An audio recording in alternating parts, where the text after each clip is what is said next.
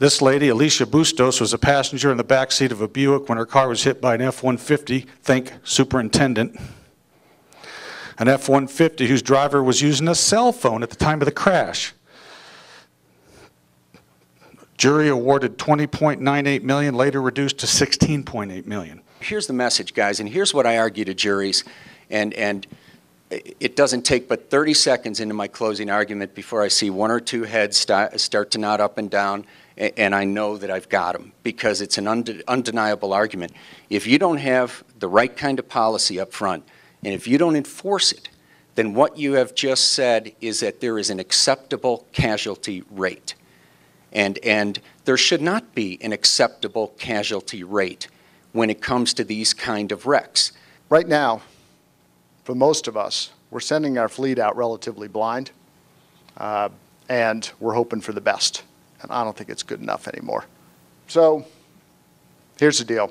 In the last 5 years, the technology has changed dramatically. We now have tools which do enable us to monitor subtle aspects of human behavior, that we ourselves may not be conscious of. And the impact that this is having to foster positive competitive environment where people are driven to higher and higher levels of safety and conscientious driving is absolutely phenomenal. It is transforming fleet operations now for some of the largest companies here in Colorado and across the nation.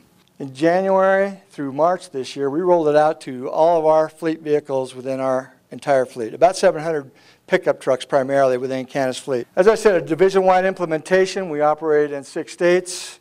A scorecard is emailed to the driver each week, gives them their score on the various factors, the speeding, the hard braking, the rapid acceleration, the idling time, as well as their exposure, nighttime driving. Big brother aspect, concern. So we made it really incentive-based. Create incentives around getting good scores and lessen the impact of the remedial. Nobody's been terminated for getting low scores. A lot of awards have been given for getting good scores instead. So performance trends, as David mentioned too, we look at behavioral patterns. We've seen scores increase. And that indicates to me not only that this is making an impact to us as a company, but to traffic safety in general in our state and in our country.